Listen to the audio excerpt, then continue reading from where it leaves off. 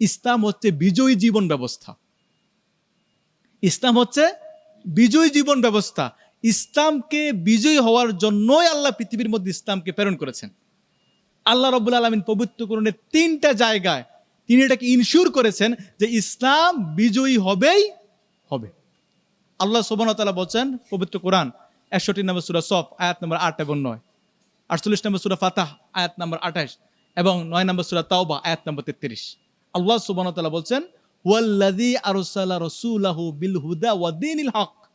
আল্লাহ হচ্ছেন সেই সত্তা যিনি তার রসুলকে প্রেরণ করেছেন দ্বীনি হক সহ, হকের দিন সহ তিনি তাকে প্রেরণ করেছেন। লিইয়ুযহিরাহু আলা দ্বীনি কুল্লি, যাতে তিনি সমস্ত দিনের উপরে ইসলামটাকে বিজয়ী করতে পারেন। ওয়ালাউ কারিহাল কাফিরুন ওয়ালাউ কারিহাল মুশরিকুন। এতে যদি মুশরিকরা কাফেররা যদি এটাকে অপছন্দও করে, তারপরেও আল্লাহ রাব্বুল আলামিন এই দিনকে তিনি বিজয়ী করবেনই করবেন। পৃথিবীর মধ্যে যত ইজম আছে, যত ইজমকে আপনি চিন্তা করতে পারেন, হোক সেটা সেকুলারিজম, হোক সেটা সোশ্যালিজম, হোক সেটা ন্যাশনালিজম, হোক সেটা কমিউনিজম, হোক সেটা জুডাইজম, হোক সেটা হিন্দুইজম, হোক সেটা খ্রিস্টানিটি, পৃথিবীর মধ্যে আপনি যত ইজম আছে সমস্ত ইজমের উপরে ইসলাম বিজয়ী হওয়ার জন্যই পৃথিবীর মধ্যে আগমন করেছে। এবং ইসলাম এটা বিজয়ী হবেই হবে, আজ হোক অথবা কাল হোক। এটা আমাকে আপনাকে সহ বিজয় হবে অথবা আমাকে আপনাকে ছাড়া বিজয় হবে, তবে ইসলাম বিজয়ী হবে, এটাই হচ্ছে সুনিশ্চিত। এখন এই বিজয়ীর কাফেলার আমি আপনি হয় একজন সদস্য হব, আর নয়তো আমি আপনি একজন সদস্য হতে পারবো না। এটাই হচ্ছে পার্থক্য। কিন্তু ইসলামের বিজয়কে স্তব্ধ করে দেওয়া যাবে না, কারণ ইসলাম বিজয়ী দিন হিসাবেই ছিল। আল্লাহ মাঝে মাঝে এই দিনের বিজয়কে আমাদের কাছ থেকে ছিনিয়ে নেন আমাদের পাপের কারণে, আল্লাহ আমাদেরকে শাস্তি দিতে চান। তবে আমরা যদি আবার প্রিপেয়ার হই, নিজেদেরকে যদি আবার আমরা সংশোধন করতে পারি, ইনশাআল্লাহ আল্লাহ সুবহানাহু ওয়া তাআলা হয়তো আমাদের মাধ্যমে আবার তিনি পৃথিবীর মধ্যে দিনকে তিনি বিজয়ী করবেন।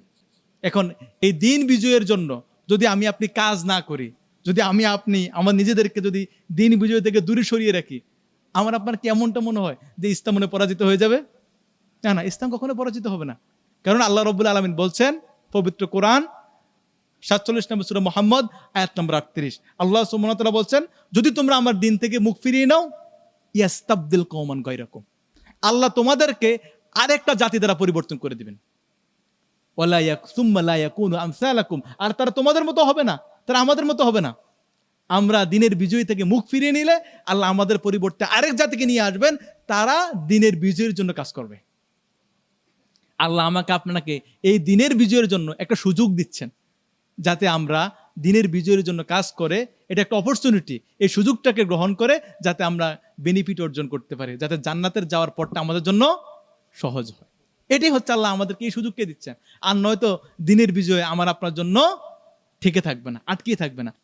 এই জন্য আমাদের উচিত হচ্ছে দিনের বিজয়ের জন্য, ইসলামের বিজয়ের জন্য, যারা দিন বিজয় চায়, যারা ইসলামের বিজয় চায়, আমার আপনার টাকা পয়সা সমর্থন তাদের পক্ষে থাকতে হবে।